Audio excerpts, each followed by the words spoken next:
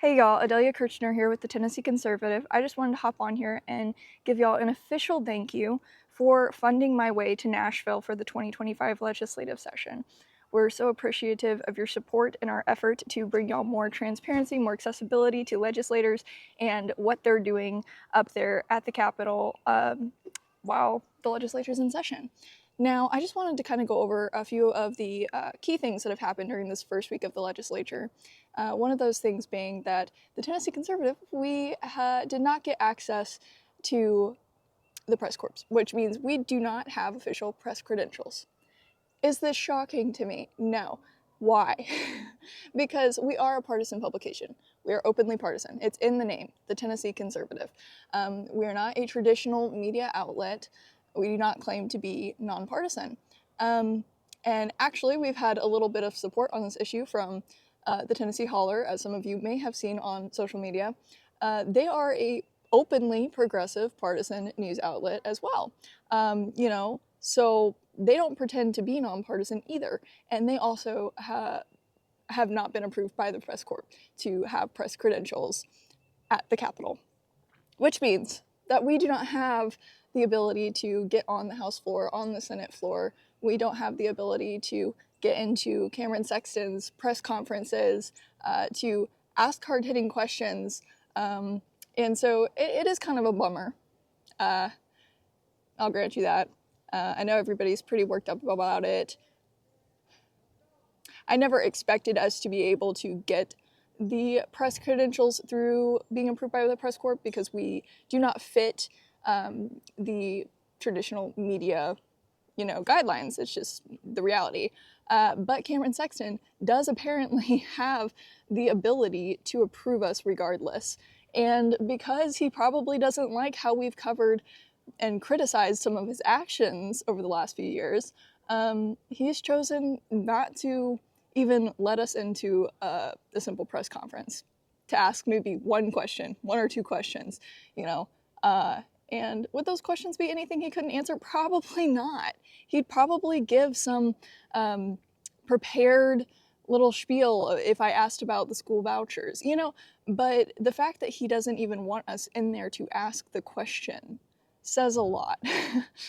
And, I'm not a particularly aggressive type of person, but so if you're not going to talk to me, it is what it is. But I think that says more about you than it does about me, because you can, have your opinions about me all day long. But the reality is that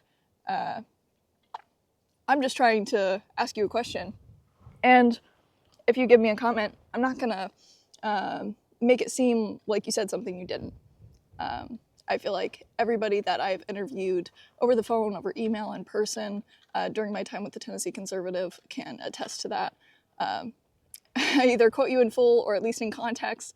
So I don't know what the apprehension is to simply listening to our questions and giving us answers is, other than the fact that we have openly criticized House leadership's actions.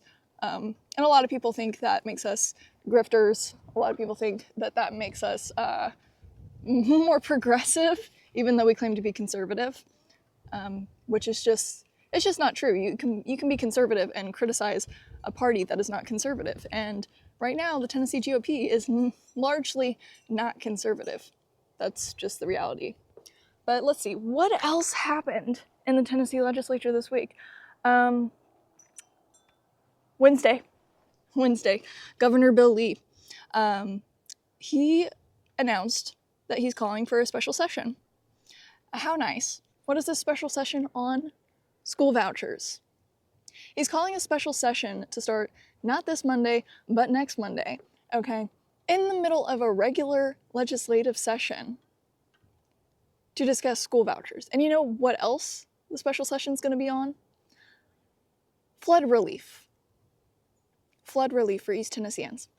Okay, so we're going to add yet another coercion technique just to get this school voucher bill passed. A school voucher bill which is going to cost Tennesseans over $250 million just for the first year.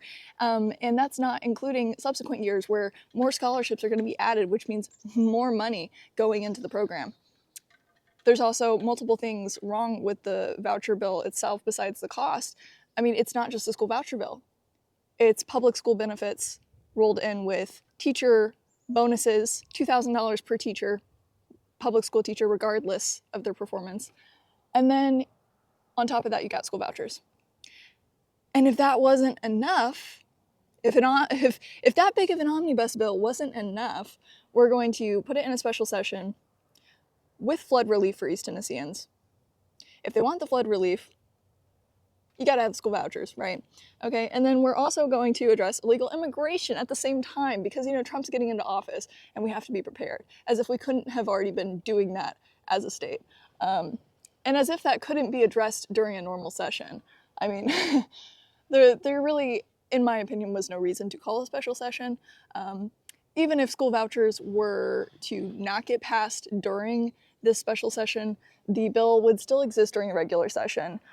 So I just I don't really know how to feel about that other than the fact that there seems to be a lot of attempts at coercion, and in my experience, where there is coercion, there's corruption. I mean, all you have to do really is look back at the COVID stuff. Ooh, she said the dirty word.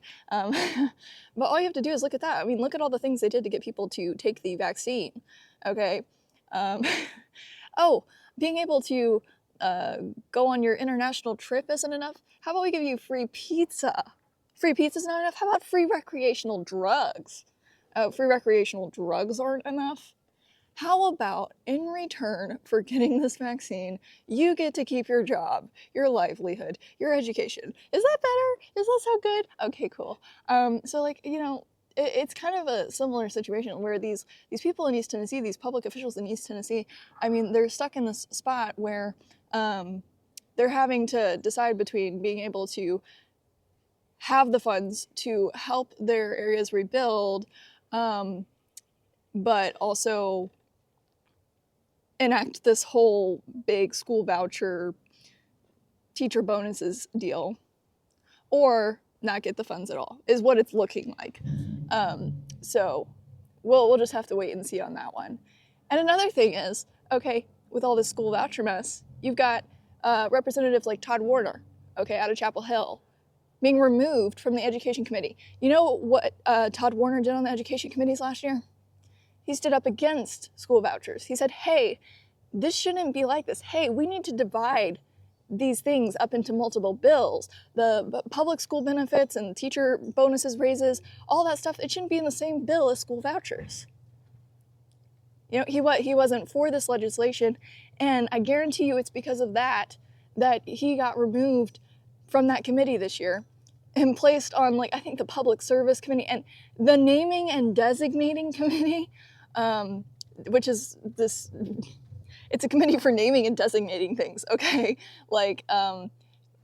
There's not huge differences that you can make there, but yeah, so it's all a little bit of a mess. It's a bit ridiculous when you got people like Speaker Sexton making decisions because he doesn't want people dissenting from his opinion and the governor's opinion and things like that. But I digress. Another thing that happened this week, the House of Representatives here passed their House rules for the 114th General Assembly. Every 2 years pretty much, when there is a new General Assembly after the election, they establish a new set of rules, maybe make a few changes to the last session's rules, etc., or the last, General Assembly's rules. And this year, on, I believe, Thursday, the House floor, they voted and they passed the rules package. Now, one of the changes in that rules package is really great. It has to do with electronic voting, because the House has gotten new microphone systems for the committee rooms.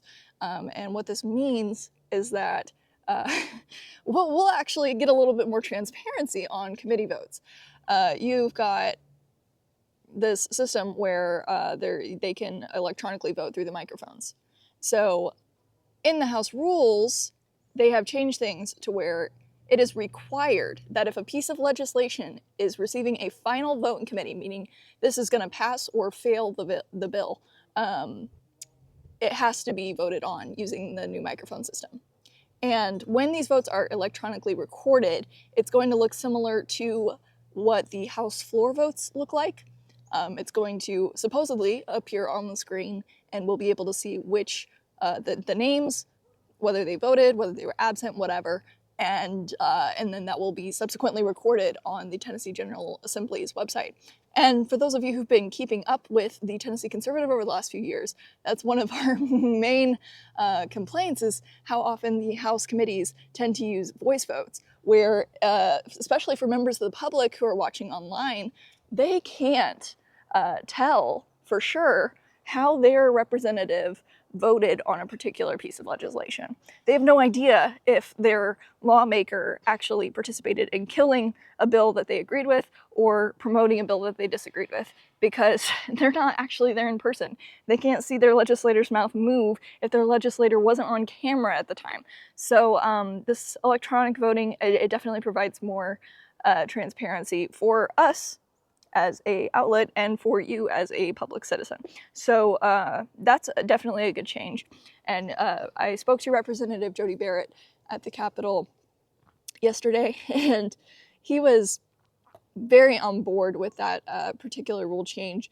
He was actually the only Republican lawmaker who voted against the rules package, and I asked him why he voted against it, just curious, and his reasoning, which he ended up putting out a press release on, was one particular rule change. He agreed with everything else, he was fine with everything else, he particularly appreciated the electronic voting rule change, but this one thing kept him from voting in favor of the rules package, and that is having to do with bill limits. So currently, well, not currently, now that the rules have been passed, but before the rules were passed yesterday, representatives had a 15 bill limit. So they could file 15 bills per session. Now that the rules have been changed, these representatives can only file 12 bills for this legislative session. Next legislative session, I believe it goes down even further to 10 bills per representative.